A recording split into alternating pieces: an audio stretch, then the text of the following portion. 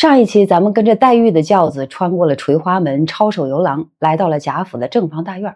这一期三春姐妹要出场了，曹雪芹给每个人都写了定妆照，每个人的样貌都描述了，但是林黛玉呢，没有。您翻遍这一大段啊，找不到一句直接描述黛玉长什么样，穿什么衣服的，只写她年貌虽小，举止言谈不俗，只写她身体面庞怯弱不胜，但到底眉眼如何，身段怎样，曹雪芹一个字都没提。你猜这是为什么？来，我们先听原文。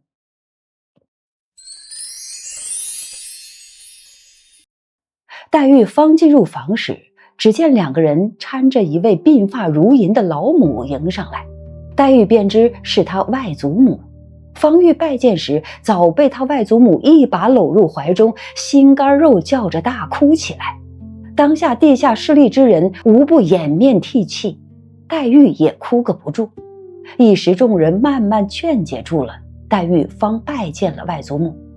此即冷子兴所云之史氏太君，贾赦贾政之母也。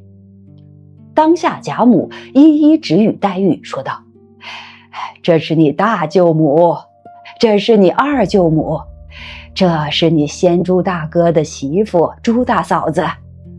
黛玉一一拜见过，贾母又说：请姑娘们来，今日远客才来，可以不必上学去了。众人答应了一声，便去了两个。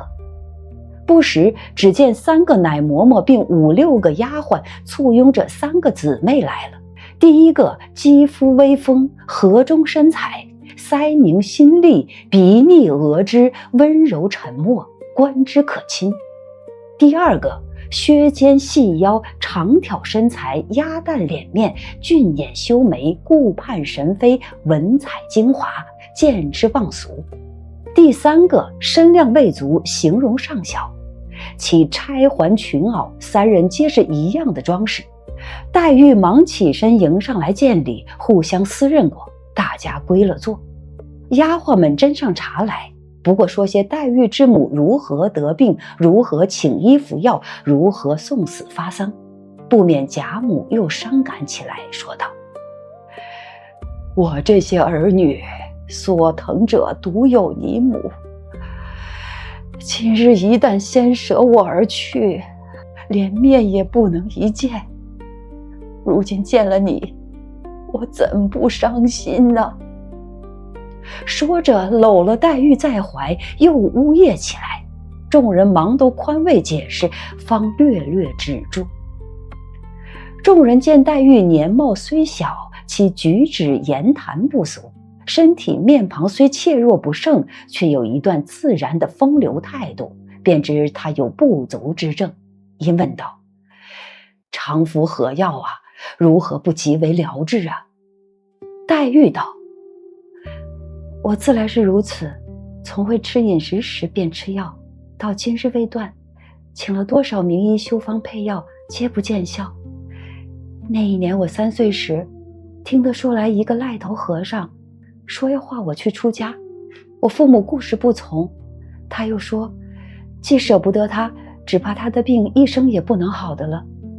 若要好时，除非从此以后总不许见哭声，除父母之外，凡有外姓亲友之人，一概不见，方可平安了此一世。疯疯癫癫说了这些不经之谈，也没人理他，如今还是吃人参养荣丸。贾母道：正好，我这里正配丸药呢，叫他们多配1料就是了。好，这一段原文演播到这儿。这一段是全书第一次的情感核爆啊，也是三春的定妆照。咱们挑几个让人心颤的密码来看一看。先看一个奇怪的现象啊，曹雪芹为什么不写黛玉的外貌呢？三春出场，每个人都有特写镜头，但是黛玉呢，她没有特写。脂砚斋在此处批啊，不写之写，这4个字背后有深意。黛玉是绛珠草下凡，是仙草转世，她的美不是世俗标准能框定的。如果曹雪芹在这里写黛玉杏眼桃腮樱桃小口，反而把她给框死了。也就俗了，他不写，黛玉就活了，在每个人心里长成不同的样子。所以她的美要到后面才通过别人的眼睛折射出来。王熙凤见了她会说，这通身的气派竟不像老祖宗的外孙女儿，竟是个嫡亲的孙女儿。宝玉见了她会说，神仙似的妹妹。她的美是别人眼中的光，不是作者笔下的形。这是《红楼梦》最顶级的留白。那么我们再来看看贾母的眼泪，这不是表演，这是隔代的痛。黛玉刚进门还没拜见外祖母，就已经扑上来了，心肝肉叫着大哭。脂砚斋评，写尽天下外祖母之心。这个哭不是普通的哭，是白发人送黑发人的哭，是隔了一代的哭。贾敏是贾母最疼的女儿，今日一旦先舍我而去，连面也不能一见。女儿死了，她连最后一面都没有见到。现在看到外孙女，等于看见了女儿的小时候，却又与女儿天人相隔了。而且您注意这个细节贾母说，我这些儿女所疼者独有你母。在贾母心里，贾敏是最疼的女儿，比贾赦、贾政还疼。可以想见唯一的一个女儿，还是最小的，能不疼吗？所以黛玉一进府就自带了最疼之女遗孤的光环。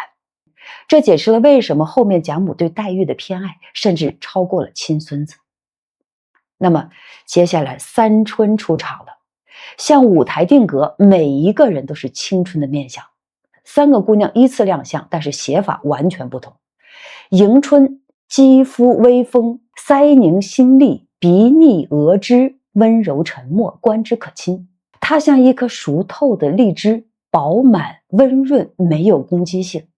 但是这种可亲背后是她的悲剧，她太不会反抗了，后面才会被中山狼孙绍祖欺负死。接下来是探春，削肩细腰，长挑身材，俊眼修眉，顾盼神飞，文采精华，见之忘俗。这24个字里面，字字是英气。顾盼神飞4个字，把他后面要管家、要理政、远嫁的气场全写透了。在三春里，探春是唯一有行动力的人。接下来说惜春，身量未足，形容尚小，就8个字，冷到骨子里。她年纪最小，还没长开，但已经透着疏离了。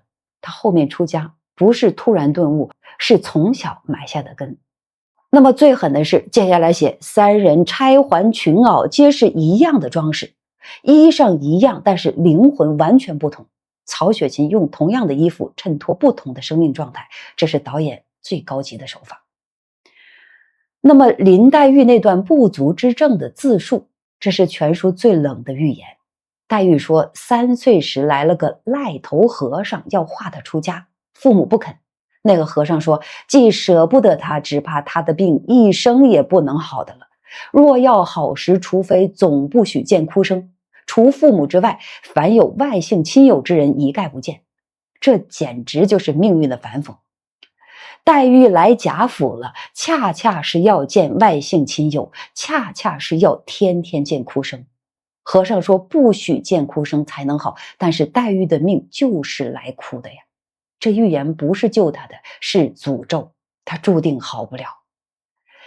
而且您注意这赖头和尚跟第一回要画英莲出家的是同一个人。英莲没被画走，他被拐了；黛玉也没被画走，他来还泪了。2个女孩，同一个和尚，同一个预言，同一个悲剧。大家发现没有？这赖头和尚又出现了。他可绝不是打酱油的角色简直是《红楼梦》里面专属的前排看戏人，全程在线。他只是含笑不语，任凭书中人亲身经历悲欢离合。可每逢命运关键节点，他便主动下场搭把手，透露几分天机，点一点深陷红尘的世人。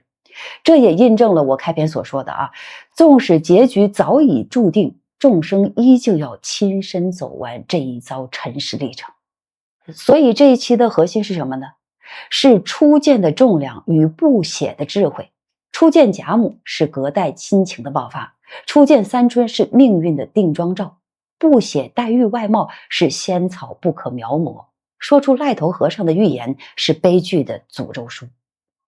那么下一期真正的高潮来了，王熙凤未见其人先闻其声，我们会看到作者是如何用大量的笔墨描写王熙凤的容貌穿戴的。我们下期见。